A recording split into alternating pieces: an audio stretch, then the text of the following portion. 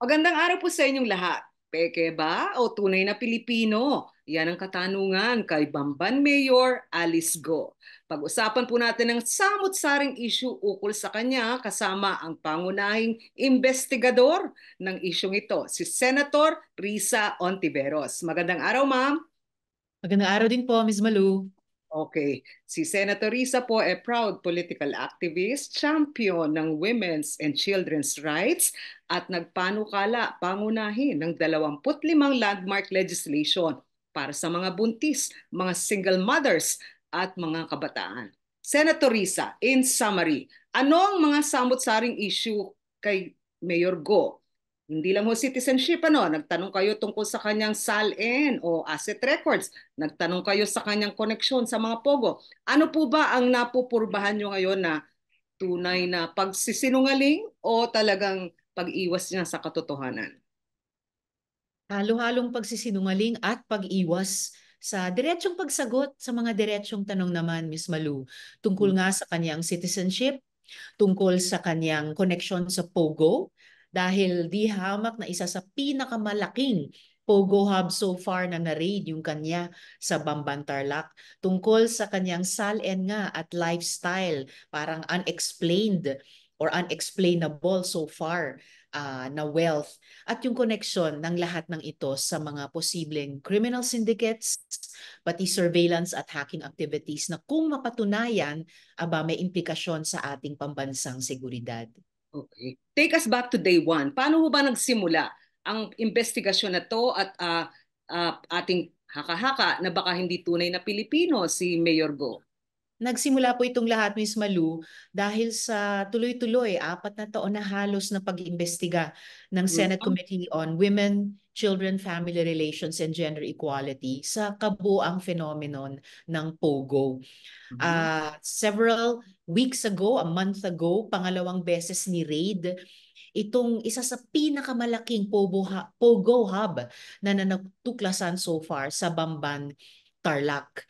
At dun pa lamang on-site, lumalabas yung mga koneksyon dati pa at mukhang hanggang ngayon ng local chief executive ng Bamban sa Pogo Hub na iyan.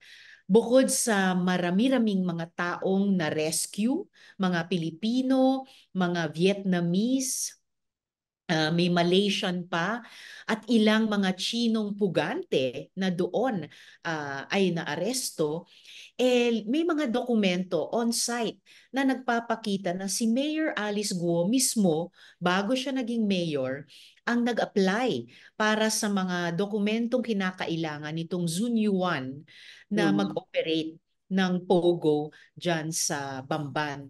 At Okay. hanggang ngayon, may mga dokumento din on-site na siya yung nagbabayad pa rin ng mga utility bills, yung mga sahod ng ilang mga empleyado doon sa maintenance department.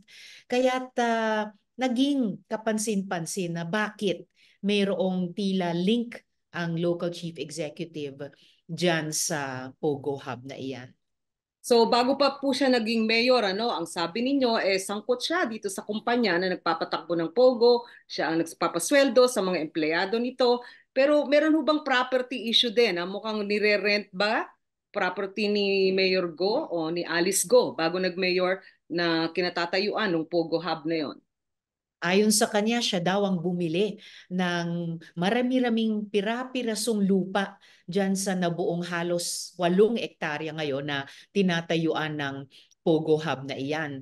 Ayon sa kanya, nadatnan na lang niya by happy accident yung Mm. mga naging kasosyo niya dyan daw sa Clark dahil sila daw ay mga may-ari ng restaurant. Siya daw noon ay isang simpleng magbababoy, kaya't Mm. naisip lang daw niya na mag-supply ng baboy sa kanilang mga restaurant at kalaunan, inimbita daw niya silang mamuhunan dyan sa Bamban at ipinasok yung mga lupang nabili niya bilang kanyang equity dun sa Mm. naging Pogo Hub. Pero ang Oh. weird talaga, Miss Maluni, hindi niya masabi magkano ba ang kita niya sa pagbenta ng lupang iyan. if at any time ay nirent lamang nila kung magkano ang kinita niya sa upang iyon. At mas misteryoso pa at mas delikado, mukhang hindi siya nag-background check dyan sa mga naging kasosyo niya sa Zunyuan. Kalaunan, ang dalawa doon ay sangkot ngayon sa pinakamalaking money laundering scam at iskandalo ngayon sa Singapore. Ayon sa kanya, hindi daw niya alam yung background ng dalawang iyon at hindi daw siya nakipag-ugnayan sa kanila mula nung naging mayor siya. Ang solong kaugnay daw niya dyan sa Zunyuan, pinangalanan niya sa hearing, pero lumalabas, Miss Malu, yan ding taong iyon ay pugante. In fact, tumakas nung pangalawang beses ni raid ng ating mga otoridad yung Pogo Hub sa Bamban. So habang sumasagot at di sumasagot si Mayor Alice, lalong lumalala yung lumalabas na sitwasyon niya kaugnay ng Pogo dyan sa Tarlac. So merong connection sa Pogo at merong interest siya, no? Material interest doon sa company na nagpapatakbo ng Pogo Hub na yon. Nakita ninyo din yung SALN niya. Meron kayong ikinuwento sa Senate at tinanong nyo siya June 30 at July 1, 2022 na dalawang version ng SALN. Pakikwento nga po, ano yung disparity na nakita ninyo? Malaking disparity po. Kahit paglampas mo dun sa parang time warp na yung unang isinumiting SALN ay dated July 1 at yung pangalawang corrected SALN ay dated June 30, kung ano pa man sa pagitan ng ganyang isang araw lang, isang maghapon lang, magkakaibang SALN talaga. Dun sa isa, may mga 10 real estate properties na nakalista. Dun sa isa, 3 na lamang. Dun sa isa, may nakalistang mga business interests. Dun sa isa ay wala na. So, ang laking mga discrepancies at yan lamang po ang mga SALN noong taong 2022. Pag tinignan po natin yung SALN 2023, merong ding hindi niya maipaliwanag sa hearing na malaking paglaki ng kanyang net worth. So saan po nanggaling yun kung di umano nag-divest na siya sa mga negosyo niya, kung siya ay mayor na nga noon at hanggang ngayon ay sinasabi niyang hindi daw siya investor sa o protector ng mga pogo. So kumbaga hindi nagta-tie up neatly yung mga sagot niya sa aming mga tanong. Okay. So si Mayor Goho, yung sinasabi ninyong June 30, 2022 SALN, ito yung entry into office. Ano po na tinatawag na SALN? Year later, 2023. Ano ho yung naging diferensya sa net worth niya? Sabi niyo biglang lumaki from 2022 at up to 2023. Kapansin-pansin pong malaking pagdagdag sa kanyang net worth at hindi maipaliwanag sa mga sinasabi niyang sources of income niya. Hindi rin maipaliwanag ng maayos yung kanyang mukhang ostentatious lifestyle. Sabi niya, ulit-ulit siya ay simpleng tao lamang, ngunit may mga 100 o 16 ba na mga sasakyan sa kanyang pangalan. Bukod pa doon, yung McLaren na ayon sa kanya ay pahiram lamang sa kanya pero hindi niya agad maalala yung pangalan nung nagpahiram ng ganyang kamahal na kotse. May helicopter po siya na hanggang ngayon ay officially nasa kanyang pagmamayari pa dahil di umano binabayaran pa on installment ng isang British company daw na kanyang binentahan noon. Pero Chopper, naging owner siya or owner pa rin hanggang ngayon ng Chopper. At nakikita nating posts ng mga kababayan nating netizens, grabing mahal na mga damit at saka mga alahas din. So maitatanong pa rin at maitatanong muli, saan galing itong mga pinagagastusan niya para sa ganyang klaseng antas ng pamumuhay at hindi talaga mabura yung lumalabas na tone-tonelada ng mga ebidensya ng kanyang links talaga sa Pogo na 4 na taon na nating nadidiskubre ay kaugnay ng napakarami pong mga krimen laban sa mga Pilipino at laban sa Pilipinas. At ngayon, dito sa Pogo Hub niya sa Bamban, na itatanong pati yung usapin ng national security. Okay.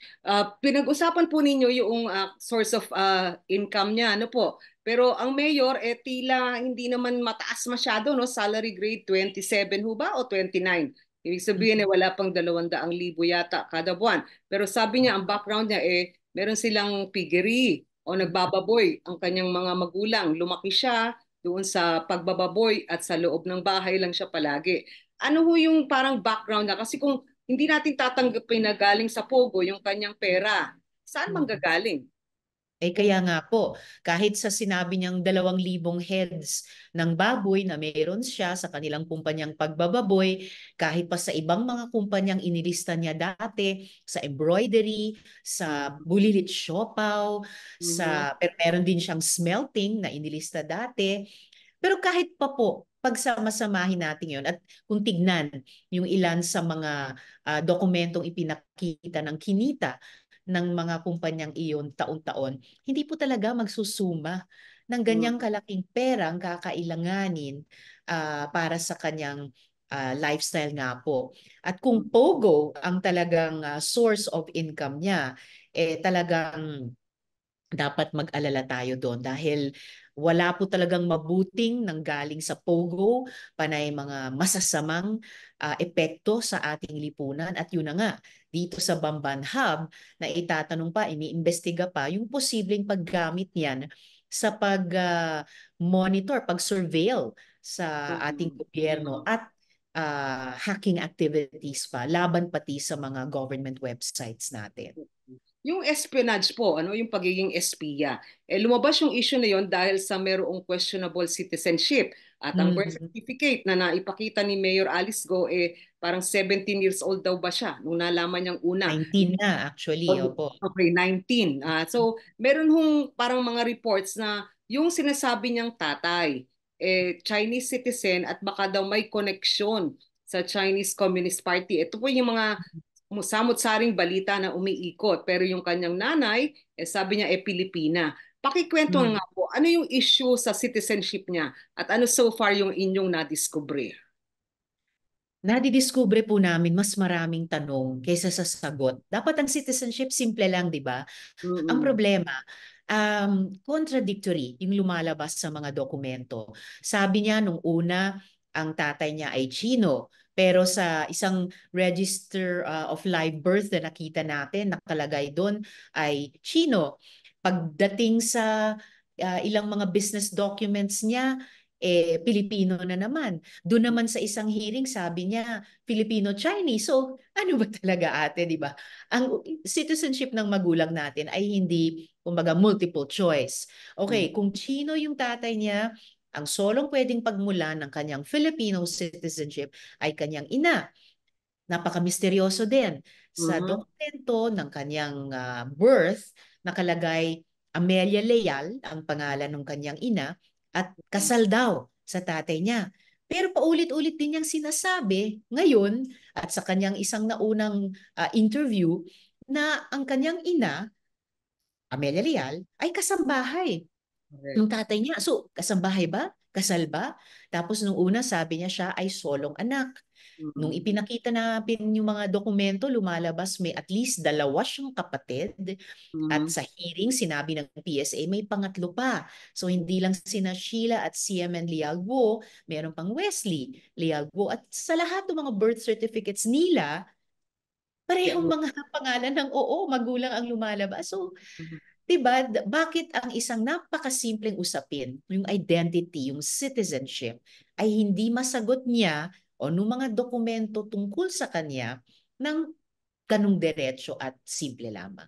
Okay. Ngayon, ano po yung ibig sabihin nito? Kasi sabi niya, nung lang siya teenager na, tsaka niya nakita yung birth certificate niya. Pero ang sabi ho, di ba sa batas, ang dapat tumakbong public official para ilinaw lang ho, Yes. natural born citizen of the Philippines. So, dito ba siya talaga sa Pilipinas o sa ibang lugar, ipinanganak, kaya late registration, yung kanyang birth certificate? Ano ho ba yung issue doon? Actually, marami namang Pilipino din ay nagle-late register para sa iba't ibang mga dahilan at karamihan dito karapat-dapat, 'di ba? Ang problema dito sa kaso ni Mayor Alice Guo, una na raid ang isang Pogo hub na napakalaki, ang daming na-rescue victim survivor, may mga naaresto pang mga pugante mula sa batas sa China, may tumakas na isa pang pugante na wanted ngayon ng mga otoridad.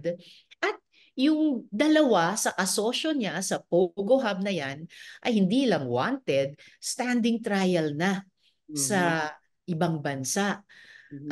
So, kaya nag-backtrack tuloy ng investigate sa kanyang background at ang lumalabas ay hindi mga facts na nagbibigay sa atin ng kumpiyansa na okay, may presumption of regularity dito. Hindi eh. Lalo na siya po ay isang taong gobyerno din. At yung isa sa pinaka-inaasahan sa amin na nagtatrabaho sa gobyerno ay yung transparency. Isa po yan sa pinaka-inaasahan sa amin. At kapag hindi transparent, kundi opaque ang mga sagot at ang Mhm. pagkakakilanlan o identity, kami naman po ang magkukulang sa Senado kung hindi namin alamin. Lalo na't ito'y kaugnay ng buhol-buhol na phenomena ng pogo, human trafficking, scamming, plus ngayon yung Mhm. pang surveillance at saka hacking operations. Senator Risa, sa pangyayaring ito, 4 na taon, ano po, yung operation ng Pogo na yon, hindi naman pwedeng walang registration sa PAGCOR. Hindi naman pwedeng yung mga pumasok na mga manggagawa nilang dayuhan, hindi na-alert ang Bureau of Immigration. Paano nagkaroon ng Mayor Alice Go? Sino talaga, kung susuriin natin, ang nagpundar sa kanyang political career? Yun ang tanong namin kaya't nag-pick up yung interest namin nung sinabi ng mga intel agencies na meron din silang inimbestigahang posibleng anggulo ng espionage nga. Yung hacking at saka yung surveillance. Mhm. At kaya rin napaka-interesado kami sa background niya. Kahit simpleng ano bang alaala mo sa iyong pagkabata? Bakit Mhm. ba hindi Mhm. niya maikwento? Mhm. Ang unang halos konkretong alaala niya na pwede mong i-validate ng documentation ay yung registration of live birth niya, 17, nung una, naging 19 years old. And kung ginamit niya ang kanyang maaring peking birth certificate para makapasok hindi lang sa economic life ng Bamban, pati sa political life ng ating bansa. Kailangan talaga namin ma-establish yun for sure. At i-identify rin yung mga accountabilities ng iba't ibang mga ahensya ng ating gobyerno o kahit tauhan na nagbigay daan dito. Dahil usapin talaga ito ng public good. Usapin ito talaga ng interes ng ating bansa. Kahit yung PAGCOR license na dapat mayroon ang mga legit na pogo, kahit yun ini-issue namin ang daming masamang epekto kahit ng mga di umanong legit na pogo. Pero sabi ng PAGCOR dun sa second to the last hearing, hindi nila nabigyan ng license ang Zunyuan. No, sabi ni Mayor yung lumapit sa kanya na taga Zunyuan ay mayroong daw provisional license, pinabulaanan niya ng PAGCOR. Yung Mhm. naunang entity na Hongsheng Mhm. ay mayroon daw dating lisensya pero Mhm. ito ay nasuspend. Mhm. Pero mukhang nagpatuloy pa rin mag-operate under the guise of Zunyuan. So Mhm. mukhang may mga nagsasamantala talaga lokal at inaalam pa natin kung may dayuhan din sa ating napakaluwag na regulatory system. At Okay. ito talaga yung isa sa punot dulo ng matinding concern namin. Okay. Dahil ang anumang investigasyon namin, sinasabi namin sa resolution in aid of legislation, Mhm. kailangan at gusto naming ma-establish, meron po bang paglabag sa ating mga batas? Mhm. Meron bang mga batas na dapat ipinatutupad na maluwag or mali o hindi ipinatutupad? May mga regulasyon ba na binabali Mhm. from outside and worse from inside, no? So, mula sa panig ng mga regulators mismo. Dahil hindi po talaga ito pwedeng hayaang makalampas lamang sa atin. Sa ngayon po, ano yung sitwasyon ng Pogo Hub ng Sunyuan? Sarado ba? At maging si Mayor Alice, sabi niya kung siya tatanungin, ayaw na niya ng Pogo. Ano yung sitwasyon? Napadlock ba? Sa ngayon, nakapadlock at nasa jurisdiction ng PAOK na nag-raid sa kanya. So habang dinidinig namin itong resolution at habang papasok kami soon sa executive session kung saan yung iba't ibang mga ahensya ng ating gobyerno, pati mga intelligence agencies ay malayang makapagsabi ng mas lahat ng kanilang nalalaman na hindi pa nila pwedeng ibunyag in open hearing. So, nagko-conduct ng investigation, iba't ibang ahensya. Habang iniimbestiga namin itong usapin ng Bamban Pogo Hub at yung maraming isyung pinanganak niyan, ay nagkondukta na rin at nagkokondukta ng parallel investigations yung mga ahensya ng gobyerno. Habang ang mga ito'y umaandar pa at amin ding isasagawa pa yung executive session, palagay ko ay mananatiling padlocked yung Zunyuan. Ma'am, ang mga mamamayan po ng Bamban Tarlac, kung hindi tayo nagkakamay, wala namang lumabas sa balita na nagkabayaran o nagkaroon ng bilihan ng boto o nagkadayaan noong nakaraang eleksyon. Pero meron daw hong mas tanyag sanang kandidato. Ang question sa isip ng mga tao ay paano nanalo si Alice Go bilang mayor? Mm-mm. Well, hindi pa nga namin tinitignan kung ano man yung naging electoral process dyan. Ang Mm. tanging na itanong namin nung nakaraang hearing kay COMELEC Chair Garcia ay kung mapatunayan talagang peke o huwad, invalid yung yung citizenship ni Mayor Alice Guo bilang Pilipino, ano ang mangyayari? At may sinabi si Chairman Garcia na at least dalawang proseso pwedeng i-initiate na depende sa kung aling proseso ang gagawin, ang maaring pumalit kay Mayor Alice Guo ang pumangalawa sa eleksyon sa kanya, sa eleksyon para sa mayor, o di kaya yung kasalukuyang vice mayor. Okay. Ngayon, meron hong parang nasambit, pahiwatig si Senator Jinggoy, ano, tinatanong niya si Mayor Alice Go, meron bang tumulong sa yung ibang opisyal na galing sa Pangasinan, etc. Kayo ba'y sumisilip sa ibang lugar na baka posibleng may ganito ding kwento? Mga local officials na pabor sa Pogo, nagpatakbo ng mga Pogo Hub, nagkaroon ng unexplained wealth at biglang parang may questionable citizenship. Hindi ho ba parang posible na nagaganap din ito sa ibang bayan? Kahit naman siguro Ms. Malu ay posible. Pero sa ngayon, sa laki at sa pagkakumplikado ng kasong ito ng Pogo Hub dyan sa Bamban Tarlac, dito muna kami nakatutok talaga. Dahil hanggang ngayon nanganganak pa rin ng nanganganak ng mga issue itong strange case ng Bamban Pogo Hub at si Mayor Alice Guo.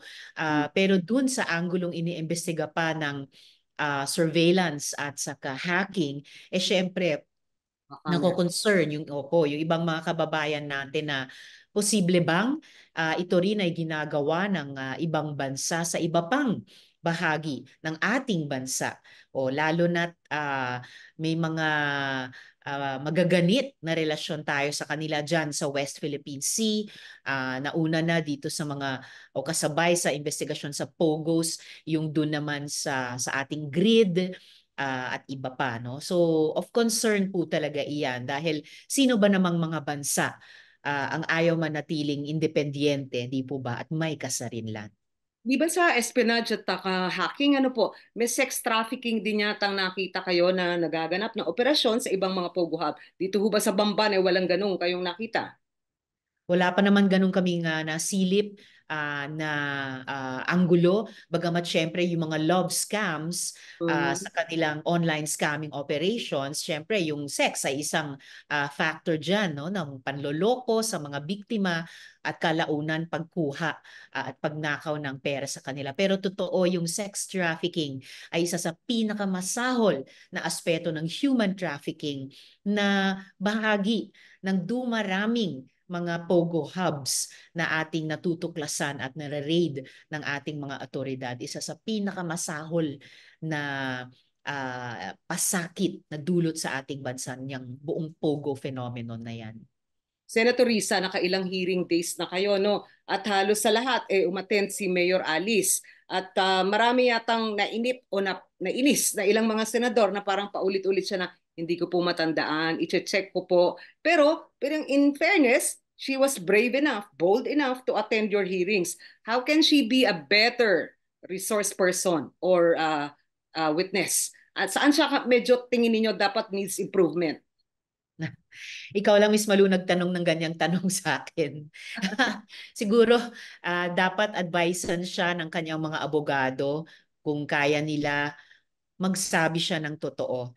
I guess the only way na pwede siyang maging better witness o resource person ay kung maging better government official siya, magtapat. Dahil hanggang sa ngayon, kung hindi man siya nagsisinungaling, ang pakiramdam talaga sa bawat sagot niya ay siya'y naglilihim. She is withholding the truth. At yan po ay hindi tamang ugali, lalo na ng isang government official sa mga kapwa government officials niya o sa isa pang sangay ng ating gobyerno. Kung siya talaga ay constituent ng ating gobyerno at hindi ng ibang gobyerno sa mundong ito. May panawagan ho na baka dapat preventive suspension na siya. Ang DILG gusto din siyang imbestigahan. Pero ang bagong Senate President, Chis Escudero, ang sabi ang burden ng pagpapatibay nitong kwentong ito ay nandun sa nag-aakusa. So ano dapat ang gawin? Preventive suspension o produce more evidence to file suit against Mayor Alice Go? Actually, may mga executive agencies na nagsasalita tungkol sa posibleng preventive suspension. So, kayang-kaya na nila yung ganyang proseso, whether OP yan or Office of the Ombudsman or yung mismong Municipal Council ni Mayor Alice Guo sa Bamban. As to yung burden, ang komite naman at ang buong Senado ay hindi korte. So, burden of proof, yan ay usually sa mga korte. Pero burden of evidence, diyan po talagang naglalaan kami ng aming sariling mga efforts. At so far, tonelada ng mga ebidensya ang lumalabas. Hindi para aming husgahan o sentensyahan o ipakulong o kahit isuspend si Mayor Alice Go, nasa ibang sangayan. Pero ang aming tinutupad na tungkulin ay imbestigahan kung may mga batas na nilalabag, kung may regulasyon na binabali o pinagtataksilan. Dito, kumpiyansa ako, Ms. Malu, na solidly within us yung mandato at tungkulin ng Senado. Ise-segue ko po, nagkaroon ng musical chair sa Senado the other week. At yung minority, kayo pong dalawa ni Senator Coco Pimentel, hindi bumoto, abstain. Pero meron ngayong solid 7 na sinasabi. Ito po yung grupo ni dating Senate President Mig Zubiri. Ano yung tingin nyo doon? Tila tahimik pa kayo ni Senator Coco na nag-comment. Ano po ba talaga yung nangyari? Nagkudeta? May mga issue ba talaga ang Senado laban kay Senator Migs o sa kanyang salita, I did not follow instructions. Ano ba kaya yung mga issue? Posibleng halo-halo na lahat, Miss Malu, and makaklaro na lang over time. Basta kami ni Minority Leader Sen Coco Pimentel, ninais naming manatiling minorya para mag-fiscalize, mag-check and balance sa loob at sa labas din ng Senado. Sa ngayon, premature pa yung ibang, hindi naman lahat, pero yung ilang mga spekulasyon o mga projections sa mga scenarios na mas solidly mag-shape up. Anyway, suspend kami sa ngayon. May 2 buwang lilipas bago ang susunod na sesyon simula sa State of the Nation Address muli ni Presidente. So siguro abangan na muna natin kung paano mag-shape up yung mga post-mortem analysis at saka kung mayroon man mga alignments pa sa Senado. You're being very proper, ano po? Pero alam naman Opo, natin, proper minority.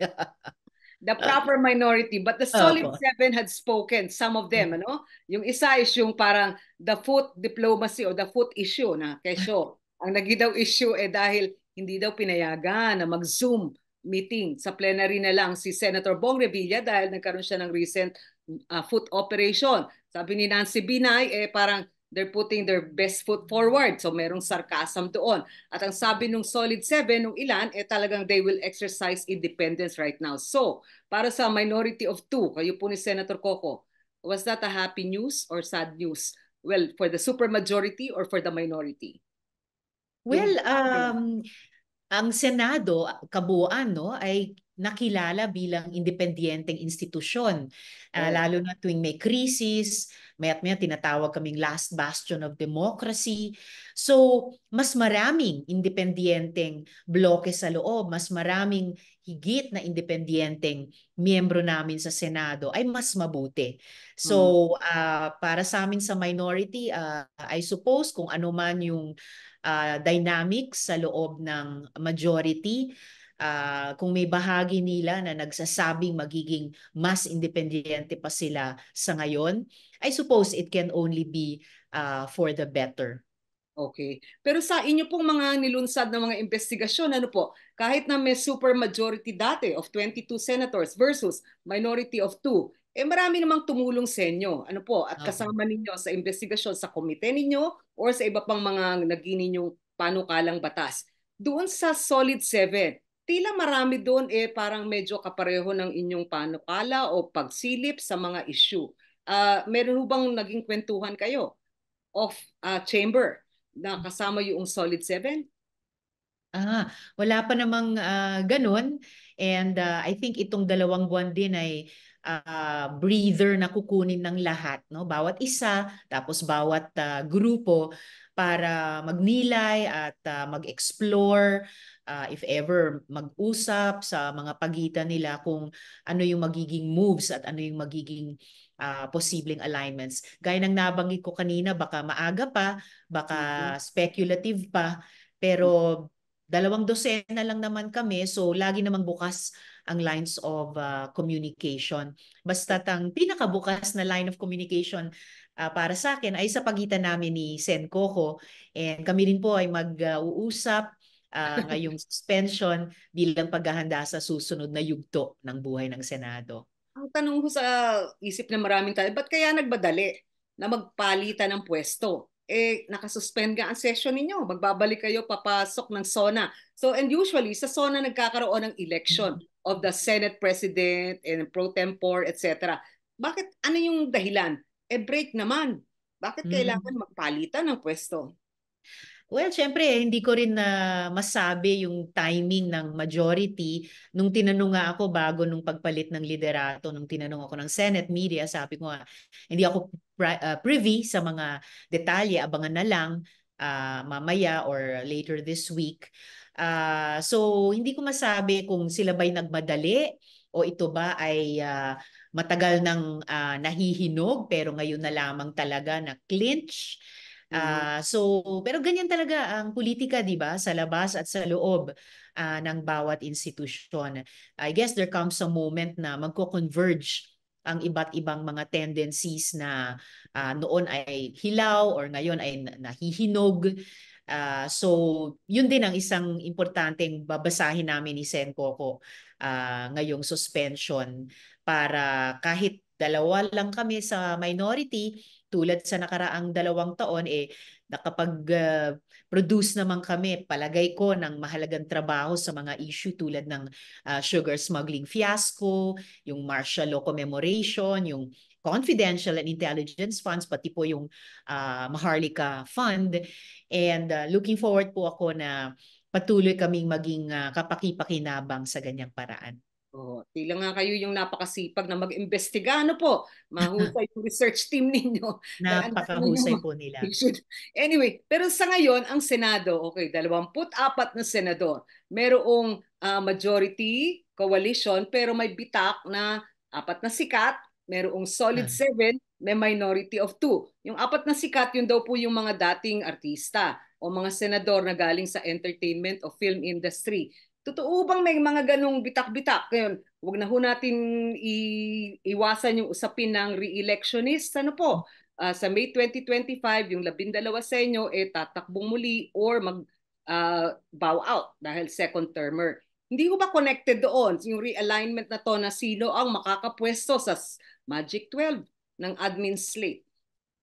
Well, syempre, lahat ng moves kahit sa loob ng mga institusyon ng gobyerno, seasonally lalo na, ay kaugnay ng mga regular naman nating mga eleksyon, midterm man yan o general.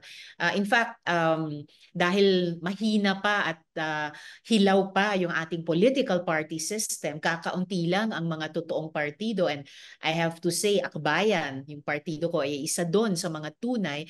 Dahil mahina pa yung ating political party system, actually siguro yung ganitong mga grupo-grupo sa loob ng mga institusyon ang nagsisilbi para nga maghanda at magsagawa ng mga electoral and other political campaign. So yes, yung mga nag-observe at nagbabasa ng ating political terrain, pwede ring sumilip sa loob ng Senado kung paano naghahanda ang iba't ibang mga puwersa para sa susunod na taon.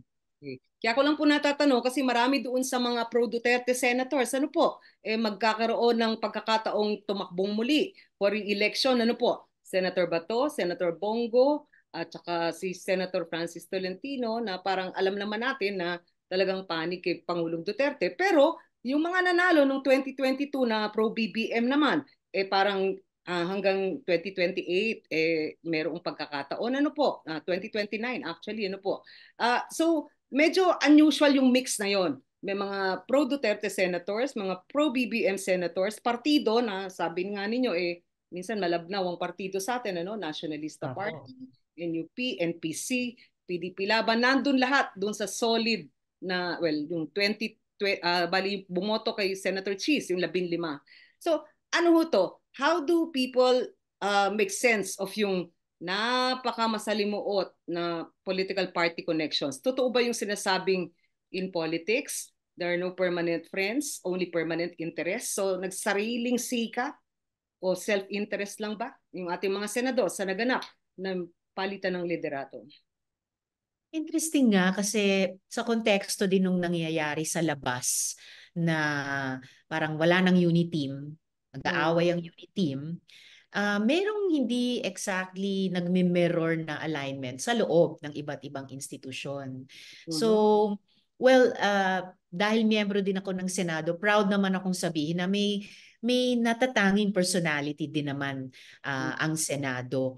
At dahil nga kaunti lang kami, at kahit may majority-minority divide, halimbawa, basta't similar advocacy sa bills o sa mga resolusyon o budget debates, ay pwede namin i-cross yung majority-minority party Correct. line. Pero alam natin na ang eleksyon ay isa sa pinaka-partisan Correct. na exercises para sa bawat Pilipino, hindi lang para sa aming mga mambabatas o politiko. So, all I can say is kung magulo man yung sitwasyon sa labas, dun sa pag-aaway ng dalawang pangunahing paksyon, makulay din at saka dynamic din yung nangyayari sa loob ng Senado. And I think yung alignment sa loob ng Senado ay mag-exert din ng impluensya sa shape. Yung mga panukalang batas na gusto ninyong masusugan, parang yung divorce law, naipasa na Yes. sa House of Representatives. Ano yung plano ninyo sa Senado? Kaya ba na ipasa din ng Senado ang Mm. divorce law? Kakayanin namin sa Senado kung gusto namin. Hmm. Majority na miyembro ng committee ko ay pumirma sa committee report, kaya hinog na siya, overhyped na nga na mai-report out sa plenaryo para sa interpellation and debate. Okay. Sinabi ni Senate President Cheese na bibigyang daan niya ang isang conscience vote sa divorce or dissolution of marriage bill sa Senado tulad ng mukhang naganap sa House of Representatives. Kaya tuwing ko kumustahin ang mga divorce advocates organization, sinasabi ko may tsansa po tayo dito sa Senado. All right. Pero ano yung masasabi niyo dun sa mga kontra dyan sa batas na yan? Sabi nila sisirain ang pamilya ng dissolution of marriage law na yan. Ang dissolution of marriage bill ay hindi para sa mga buo at masaya at mapagmahal na kasalan at pamilya. Ang hindi nangangailangan ng divorce ay hindi papasok dyan. Ang divorce, in fact, ang dissolution of marriage, in fact, ay para sa mga pamilyang nasira na ng karahasan, ng kapabayaan, ng aktwal na paghihiwalay sa loob ng mahabang panahon. At gusto, no, hindi lang yung individual na babae o lalaki, pero maaring pati ng mga anak ng buong pamilya gusto na magkaroon ng second chance, no, sa pag-ibig, sa pagtataya, sa buhay pamilya. Bakit naman nating ipagkakait sa kanila? Alam po natin, ang pamilya ang batayang unit ng ating lipunan. Hindi ba't ang pamilyang minsang nabasag o nasugatan ay suportahang magbuo muli at humilom dahil may second chance? Hindi ba yun ang mas malusog para sa ating lipunan? Mag-isang buwan na ma'am, ano, nung yung kay Pastor Kibuloy, nagkaroon yung Oo. Senate decision to issue a warrant, plus nagkaroon sumunod yung korte. Ano po, pero parang tila mailap pa rin. Ang sabi ng mga abogado niya, meron pa silang judicial issues. Ang parang preliminary investigation sa Davao, pero ang kaso final dito sa Pasig, ano ho ba yung sitwasyon? Sa tingin niyo ho ba dapat nang mag-surrender o mahuli si Pastor Kibuloy? Matagal na siyang dapat nahuli ng PNP. Mm. Na-excite yung ilang mga kababayan natin na may 2 unit ng SAF na pumunta sa Davao City at nag-take over sa mga responsibilidad ng mga kapulisan dyan sa Davao City. Sana yan ay hudyat na magkakaroon na ng decisive action batay sa 3 warrants. At hindi tama yung sinasabi ng mga abogado ni Kibuloy. 2 magkaibang kaso at warrants yan ng Pasig at sa Davao, bukod pa po sa warrant ng Senado. And recently, nag-surrender yung mga taga-sunod ni Kibuloy ng 21 firearms. So higit pa sa 19 na unang sinabi ng PNP. So kumbaga meron talagang laman yung Mm. issue iyan na armado ang isang private army ni Kibuloy. So ang dami pong kailangang i-unpack at decisively aksyonan ng ating government authorities para buksan na yung pinto sa hustisya para sa mga naging biktima ni Kibuloy, lalo-lalo na yung mga kababaihan at menor de edad noon. Alright, on that note, kami po'y magpapasalamat muli at alam ko may Salamat schedule po. kayong susunod. Marami kayong investigasyon. Ano? Meron pa bang nakapila na mga nire-research, idinodokumentaryo at iimbestigahan ninyo? Senator Risa? Tuloy-tuloy naman po yung research, pero sa ngayon talagang yung mayorya ng aming enerhiya ay dito nakatutok sa ongoing POGO investigation, in particular itong sa Bamban kay Mayor Alice Guo. Okay. Maraming salamat po, Senator Risa Man, Ontiveros. Maraming salamat, ma'am. Keep safe. ingat po.